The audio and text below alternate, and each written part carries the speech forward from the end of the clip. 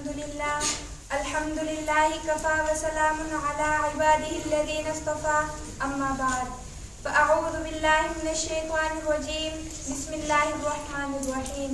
صدر محفل باوقار عزیز سامعات اکرام، السلام علیکم ورحمۃ اللہ وبرکاتہ. میری تقریر کا عنوان ہے دوزخ. لطف و کرم کے آقا دریا بہا رہے ہیں، لطف و کرم کے آقا دریا بہا رہے ہیں، دوزخ میں جانے والے جنت میں جا رہے ہیں. اللہ اور اس کے رسول نے ہم کو دوزخ کے عذاب سے بار بار ڈرایا ہے. دوزخ بڑی خوفناک جگہ ہے، دوزخ بہت برا ٹھکانہ ہے.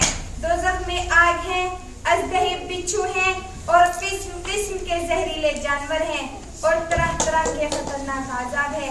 دوزخ کی آگ اندھیری رات کی طرح بالکل سیاہ ہے، اس کی لپٹ میں روشنی نہیں. رسول اللہ صلی اللہ علیہ وسلم فرماتے ہیں کہ وہ آگ جسے تم اپنے گھروں میں جلاتے ہو دوزخ کی آگ کے 70 حصوں میں سے ایک حصہ ہے. صحابہ کرام نے عرض کیا، اے اللہ کے رسول، جلانے کے لیے تو صرف یہی آگ کافی تھی.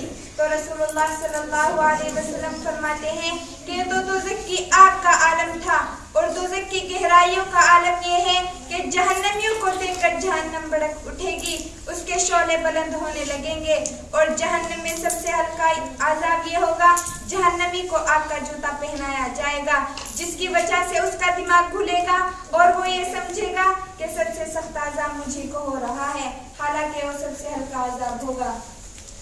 جہنمی انتہائی بدصورت اور سیاہ بنے ہوئے ہوں گے. وہ موت موت پکاریں گے مگر انہیں موت نہ آئے گی. وہ رونا چاہیں گے تو رو نہ سکیں گے کیونکہ آنسو ختم ہو چکے ہوں گے. لہذا آنسو بہنے کی جگہ آنکھوں سے نہریں اور نالی کی طرح گڑھے پڑ جائیں گے. آنسو بہنے کی جگہ آنکھوں سے خون بہے گا. وہ بھوک بھوک چلائیں گے تو ان کو کھانے کے لیے گلے میں اٹکنے والا کھانا دیا جائے گا. جس کو نیچے اتارنے کے لیے وہ پانی مانگیں گے تو ان کو ابلتا ہوا پانی دیا جائے گا جو چہرے کے قریب آتے ہی چہرے کو بھون ڈالے گا اور جب وہ پیٹ میں پہنچے گا تو پیٹ کی آنتوں کو کاٹ کر رکھ دے گا.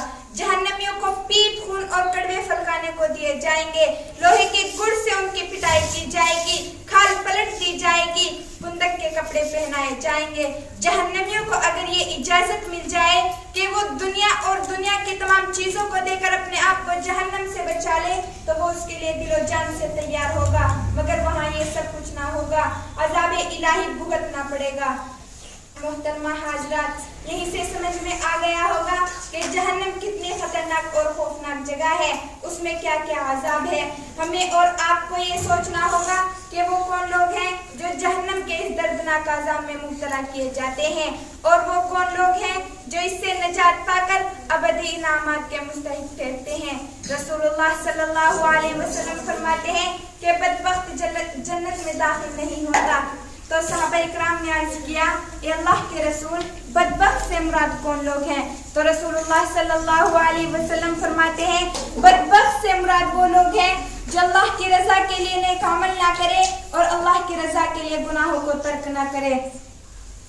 تو ہمیں چاہیے کہ اللہ کی رضا کے لیے گناہوں کو ترک کرے اور اللہ کی رضا کے لیے نیک عمل کرے. اب میں اپنی تقریر کو اشعار کے ساتھ ختم کرتی ہوں. عمل سے زندگی بنتی ہے جنت بھی جہنم بھی، عمل سے زندگی بنتی ہے جنت بھی جہنم بھی، یہ خاکی اپنی فطرت میں نہ نوری ہے نہ ناری، وما علینا الا